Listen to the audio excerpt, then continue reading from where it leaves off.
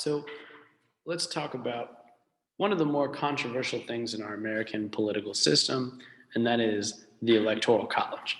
So, as you guys know from taking the course up until this point, our American democracy is based on the people, right? Popular sovereignty.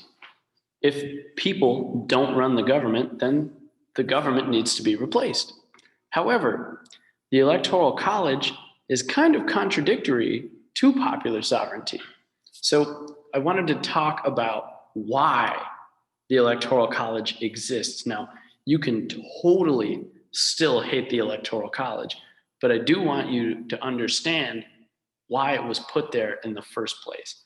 So back when our country was founded, right in the 1700s, and the Constitution was written in 1787, you had a populace that does not look anything like the population today.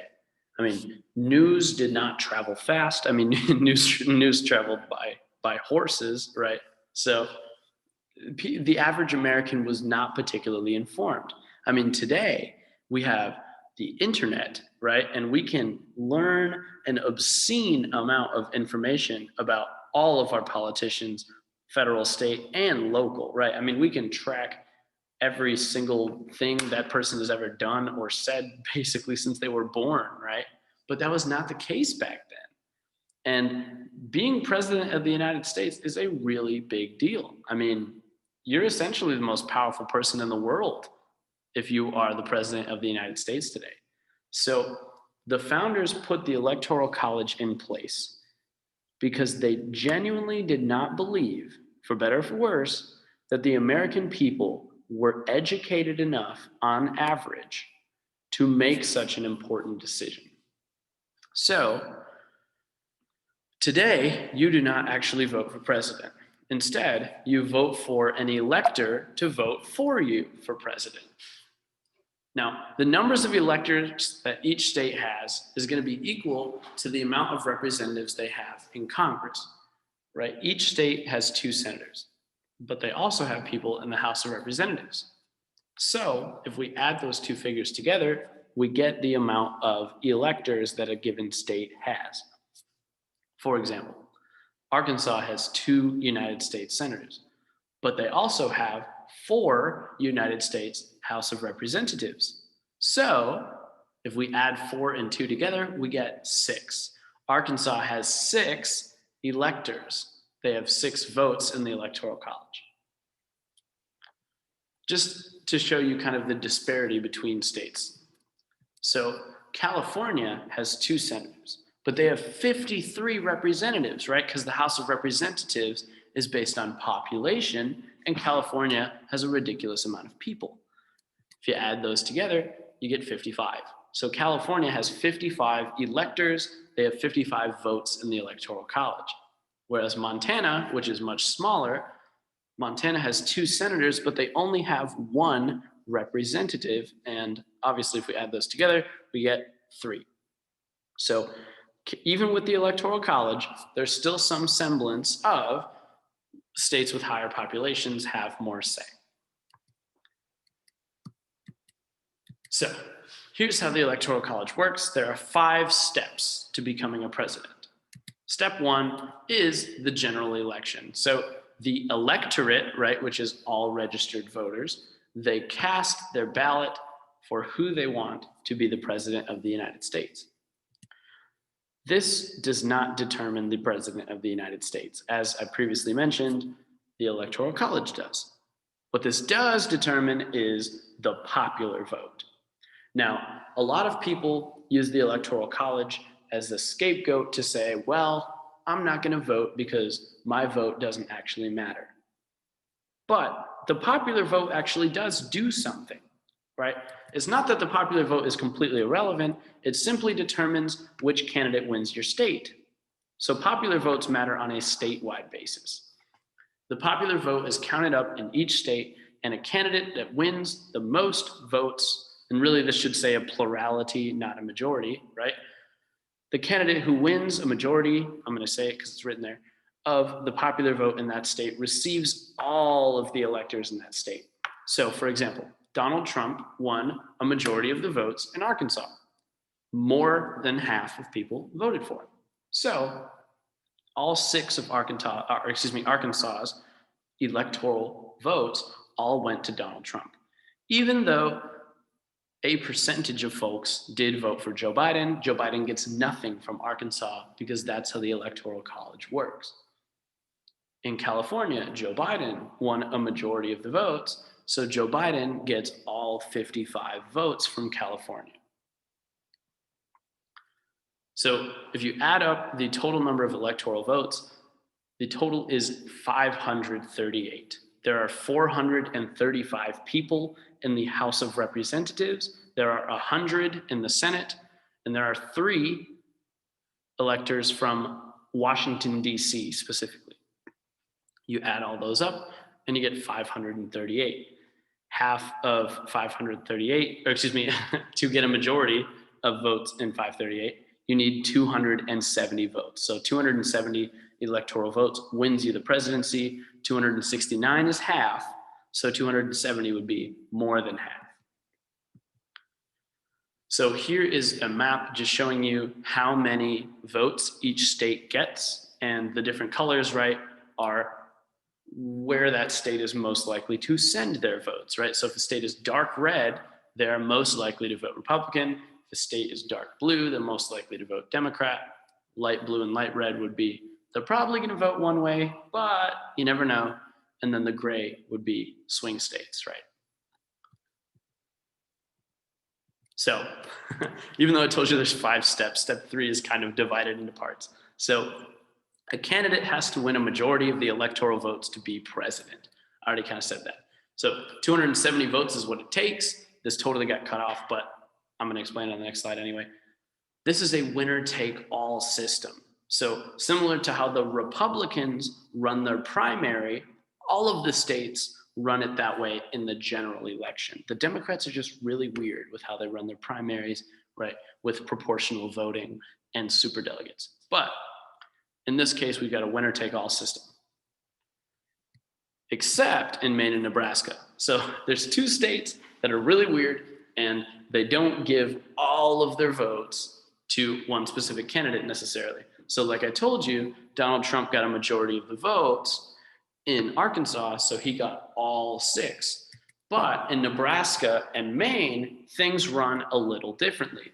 Those guys kind of divide their votes up based on congressional districts. So in Nebraska, there are 5 congressional districts.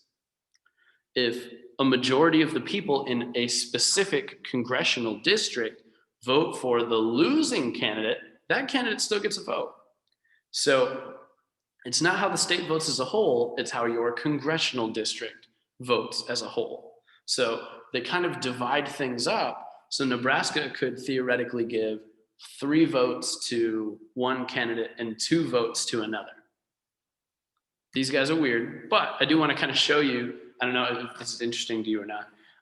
This is how the election turned out in 2020. I'm sure you're all familiar with this because it took so dang long for them to calculate it. And it, you couldn't have possibly missed it unless you live under a rock. But this is how the election turned out. Joe Biden won with 306 electoral votes. Donald Trump had 232. All you needed was 270. So Joe Biden had more than enough. He had honestly a pretty large amount of electoral votes. He won pretty convincingly. But in case you were curious, I stole this from fan maps on Instagram. Gotta give credit, right? This is what the presidential election would look like if all of the states in the entire country did things like Maine and Nebraska. So if they divided things up by congressional district, actually Joe Biden would have won 274 to 264. So things would have been a lot closer if things had been done this way. Kind of interesting. So I told you step 3 was divided into parts. So here's the second part. It's really the same thing. So after all of the votes are tallied up, if a candidate wins the popular vote, but not the electoral vote, they don't become president. You've got to win the electoral vote.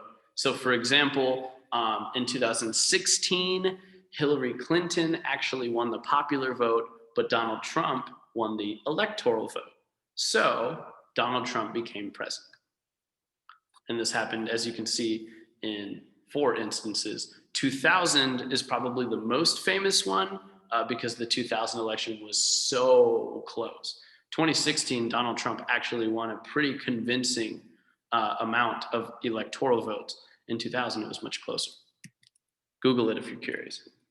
Okay, step 4. We're almost there.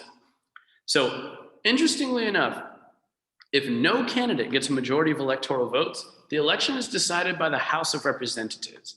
Now, the reason for that is that the House of Representatives is seen as the governing body of the people of the United States. The Senate is seen more as the body of the elite. That's why there's only 2 from each state. But the House of Representatives is seen as the governing body of the people. So the closest way that we can break a tie is to give the governing body of the people a chance to speak for the people. So the United States House of Representatives will break that tie. Each state gets 1 vote. So, if you have, for example, I'm going to use Arkansas as an example. You have 4 Republicans from Arkansas. They would, kind of get together. They'd say, all right, guys, do you want to vote for Joe Biden or do you want to vote for Donald Trump? And after about 3 seconds of debate, they would vote for Donald Trump. Donald Trump would only get 1 vote, though, from Arkansas, as opposed to 4. So each state gets 1 vote, and that election would be hashed out. Now, this actually did happen twice. It ended up in a tie, but you don't have to know that. I just thought it was interesting that it happened. It's like how Dr. Doofenshmirtz and Phineas and Ferb said, if I had a nickel for every time this happened, I'd only have 2 nickels, but it's weird that it happened twice. That's what this makes me think of. Just wanted to throw it in there for those of you that are curious. And lastly, step 5, the candidate that receives a majority of the electoral votes wins. So you win the electoral vote, you're the president. So interestingly enough, if you do the math and you take the 11 largest states in terms of electoral power, if all 11 of those vote for one guy and every other state in the entire country votes for somebody else, that person could still win. It only takes a minimum of 11 states to win the Electoral College. Now, that being said, getting California and Texas to agree on a president is pretty difficult. So that just wouldn't happen. So I've got a map here for you. My question is, who wins this election? There's a lot of red and not a lot of blue. But the answer is the blue. This was Barack Obama's 2008 victory. He had 274 votes. Now, the reason I want to show this is this. There's a lot of red here because in the states in the middle of the country here, I mean, honestly, Arkansas included, no disrespect, there's not a lot of people who live there. And just for the record, if you look at Pine Bluff, Jefferson County, they voted blue. But if you look at the middle of the map especially, there's a lot of red. The reason for that, demographics, right? If you think back to the second video in this series, we talked about how people who live in rural areas are more likely to vote Republican. Here's your proof. The issue is that there's just not a lot of people in all of that red. So there's not a lot of votes coming from those areas. That's the reason that even though that map is significantly more red than this one, Barack Obama was able to pull out the victory. So that's going to be it for elections. In this next piece coming up here, we're going to talk about money. You can't win elections without money. And we are going to really get into the weeds on campaign finance and the court case I promised you, Citizens United versus the FEC, will be at the end of all this. Probably the most controversial court case, with maybe the exception of Roe versus Wade, that we are going to read in this class. So go ahead, take care of that Google Doc and refresh yourself, get a drink of water or something, because this upcoming stuff is crazy. I will catch you in a minute.